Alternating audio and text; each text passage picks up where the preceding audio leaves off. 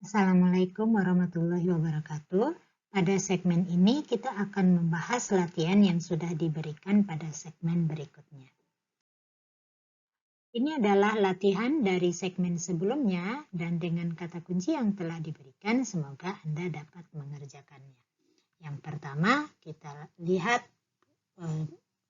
sintesis senyawa keton dengan kata kunci reaksi Grignard. Kedua adalah sikloheksen dengan kata kunci adalah reaksi Diels-Alder. Dan yang ketiga adalah senyawa aromatik tersubstitusi dengan kata kunci Friedel-Crafts. Ya.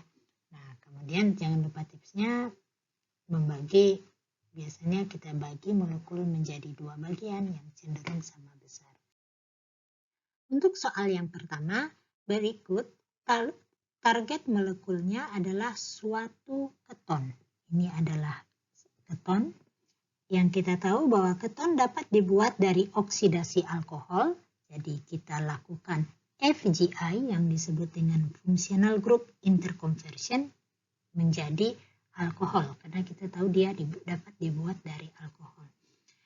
Yang selanjutnya, alkohol ini dapat dibuat dengan menggunakan reaksi Grignard. Ini adalah reaksi Grignard.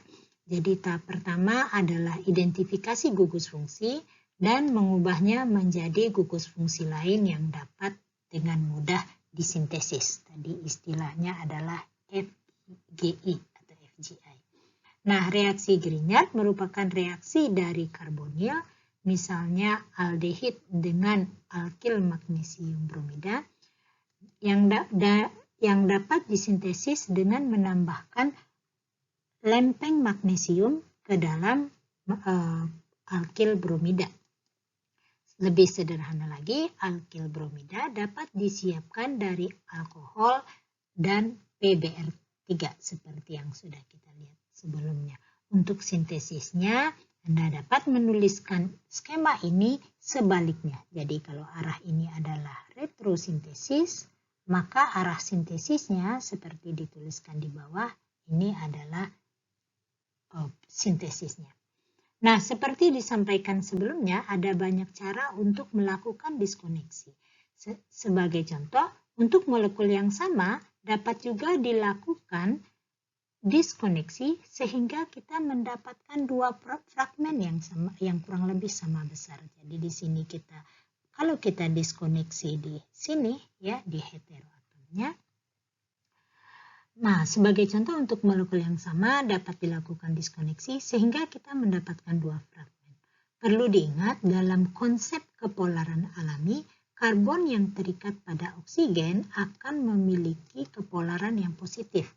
Jadi ini adalah dia akan memiliki kepolaran yang positif. Ini adalah tanda kepolarannya, begitu. Sehingga fragmen lain dalam hal ini gugus fenil ya harus memiliki kepolaran yang negatif. Pada dasarnya, ikatan polar atau ikatan kimia dibentuk oleh gaya Coulomb antara muatan positif dan negatif. Fragmen dengan muatan ini bukan reagen yang tersedia di laboratorium. Ini hanya struktur teoritis yang kita gambarkan untuk memahami ikatan. Dan struktur ini, jadi ini fragmen ini kita sebut sebagai sinton. Untuk melakukan sintesis, kita perlu mencari reagen yang tersedia yang mengikuti muatan pada sinton. Dan reagen ini kita sebut dengan sintetik ekivalen. Dalam hal ini adalah suatu asil klorida. Ini adalah suatu asil klorida, reagen yang bisa kita dapatkan. Dan reagen yang kita sebut dengan organokuprat. Karena supaya fenil bermuatan negatif, karbon untuk bermuatan negatif, dia harus terikat pada sesuatu yang lebih positif dan biasanya adalah logam yang lebih positif daripada karbon. Strategi dalam menentukan sintetik ekivalen adalah supaya karbon memiliki muatan positif, maka dia perlu terikat pada atom yang lebih elektronegatif dan sebaliknya. Nah, kemudian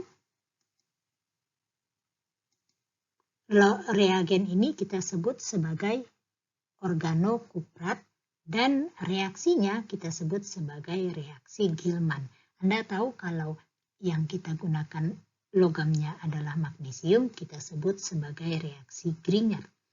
Nah, reagen organokuprat ini dapat didapatkan dengan perantara senyawa fenil-litium yang bisa dibuat senyawa fenil-litium ini dari fenil bromida dan reagen butil litium.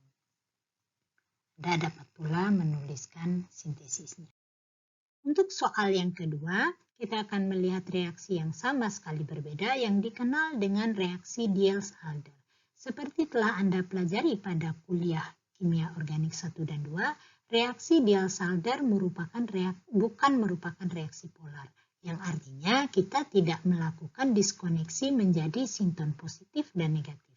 Pada dasarnya, setiap Anda melihat senyawa siklik dengan atau tanpa ikatan rangkap di dalamnya, Anda bisa melakukan retrosintesis menjadi fragmen diena dan dienofilnya. Jadi kalau kita lihat ini adalah diena karena dia memiliki 2 ikatan rangkap. Di sini ini adalah diena dan ini adalah dienofilnya.